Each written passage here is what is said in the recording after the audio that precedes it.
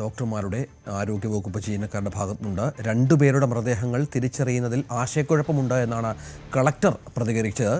ഇവരുടെ DNA പരിശോധന നടത്തുമെന്നും ജില്ലാ കളക്ടർ ശിഖ സുരേന്ദ്രൻ വ്യക്തമാക്കി. ചികിത്സയിൽ കഴിയുന്ന 6 പേരുടെ നില തൃപ്തികരമാണ്. 5 പേർ ഇപ്പോഴും ഗുരുതരാവസ്ഥയിൽ തുടരുന്നതായും കളക്ടർ വ്യക്തമാക്കി.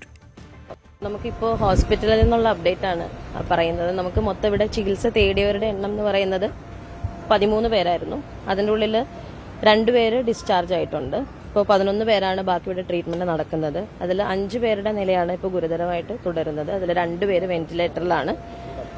ബാക്കി ഉള്ളവർ നോട്ട് ക്രിട്ടിക്കലാണ്. 6 പേര് നോട്ട് ക്രിട്ടിക്കലായിട്ട് ഇവിടെ ചികിത്സ തേടുന്നുണ്ട്. അതിലൊരു 14ാമത്തെ ആൾ ഇപ്പോൾ എലൈറ്റ് ഹോസ്പിറ്റലിൽ ഇവിടെ സ്വന്തം ഇഷ്ടപ്രകാരം മാറി അവിടെ ചികിത്സ തേടുന്ന ഒരാളുണ്ട്. നമുക്ക് 5 പോസ്റ്റ്മോർട്ടം കംപ്ലീറ്റ് ചെയ്തിട്ടുണ്ട്. 3 പേരുടെ ബോഡിയാണ് വിട്ടു നൽകിയിട്ടുള്ളത്. ബാക്കിയുള്ള പോസ്റ്റ്മോർട്ടം പ്രോസസ്സ് രാവിലെ തന്നെ ആരംഭിക്കും. അതുപോലെ DNA സാമ്പിളിംഗ് എടുക്കാനുള്ള രാജീവ് ഗാന്ധിയുടെ ആളുകൾ രാവിലെ തന്നെ ഇവിടെ എത്തും.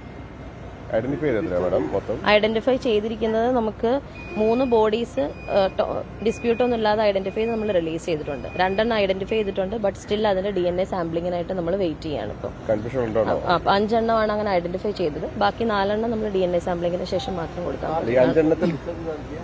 ഡിസ്ചാർജ് ചെയ്തവരുടെ പേര് ഞാൻ ഇപ്പോൾ എടുത്ത് പറയാം. സംശയം ഈ 5 എണ്ണത്തിൽ 5ഉം കൺഫേം ചെയ്തു ആളുകളെ അത് നമ്മൾ തിരിച്ചറിഞ്ഞിട്ടുണ്ട്. പക്ഷെ നമുക്ക് 2 എണ്ണത്തിൽ കൺഫ്യൂഷൻ ഉള്ളതുകൊണ്ട് DNA സാമ്പിളിങ്ങിന് ശേഷം മാത്രമാണ് അതിന്റെ കൺഫർമേഷൻ നമ്മളിപ്പോൾ കൊടുക്കുന്നുള്ളൂ. അതിനുശേഷം മാത്രമാണ് ബോഡി റിലീസ് ചെയ്യുന്നത്. അതിപ്പോൾ സ്റ്റാർട്ട് ചെയ്യുന്നുണ്ട്. ഞാൻ അങ്ങോട്ടേക്കാണ് പോകുന്നത്. എന്താ ഉണ്ട് 6:30 സ്റ്റാർട്ട് ചെയ്യുന്നതാണ്. നമ്മുടെ പോലീസിന്റെയും ഫയറിന്റെ എല്ലാ ടീമും ഉണ്ട്.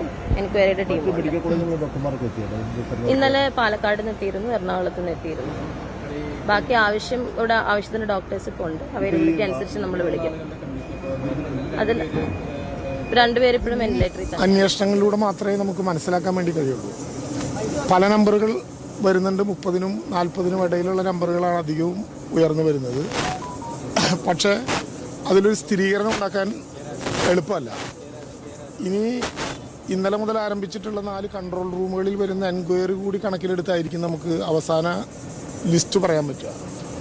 ഏതെങ്കിലും ഒരു സ്ഥാപനത്തിൽ ജോലിക്ക് വരുന്നത് പോലെ എഴുതി ഒപ്പിട്ട് കയറുന്നവരാവില്ല. കാഴ്ചക്കാരായി വരുന്നവരുണ്ടാകും, അന്വേഷിക്കാൻ വരുന്ന ഉത്തരവാദിത്തപ്പെട്ട ആളുകളുണ്ടാകും. ഇതൊക്കെ കൂടി കണ്ടുവെച്ച് വേണം നമുക്ക് കാര്യങ്ങൾ നോക്കാൻ.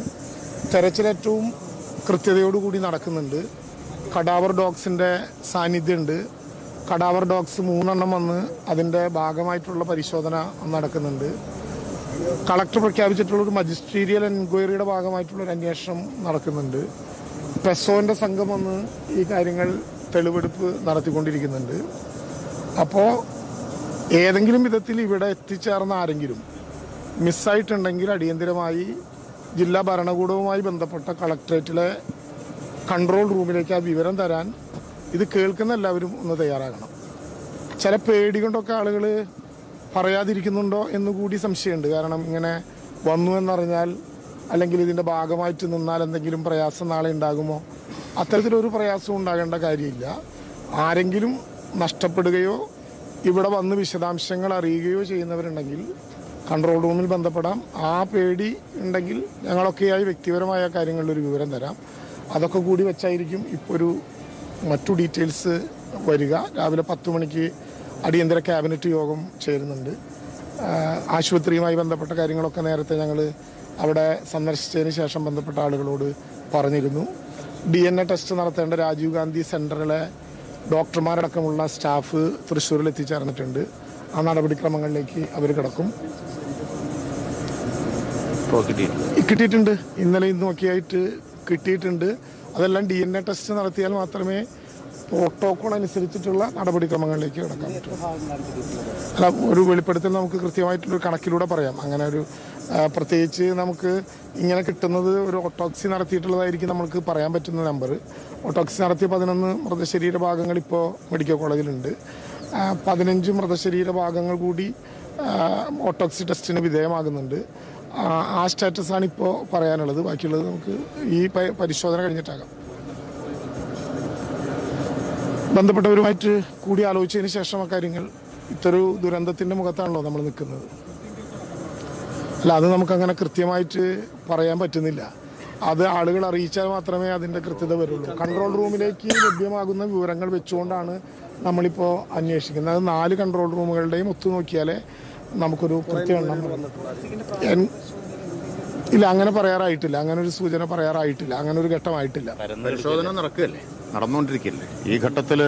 മന്ത്രി കെ രാജൻ മാധ്യമങ്ങളെ കാണുകയായിരുന്നു. സർക്കാർ ഇന്ന് ഓൺലൈൻ മന്ത്രിസഭായോഗം ചേരുന്നുണ്ട്. അല്പസമയത്തിനകം 10 മണിയോടുകൂടിയാകും. അവിടെയാകും നഷ്ടപരിഹാരമടക്കമുള്ള കാര്യങ്ങളിൽ ഒരു വ്യക്തത വരിക എന്നാണ് മനസ്സിലാക്കേണ്ടത്. ഏതായാലും സർക്കാർ സംവിധാനങ്ങൾ ഉണർന്ന് പ്രവർത്തിക്കുന്നു. ഇനി വേണ്ടത് ഈ ദുരന്ത ബാധിതരുടെ കുടുംബങ്ങൾക്കുള്ള ആശ്വാസമാണ്. കൂടുതൽ വാർത്തകൾക്ക് news 18 Keralam YouTube channel subscribe ചെയ്യുക.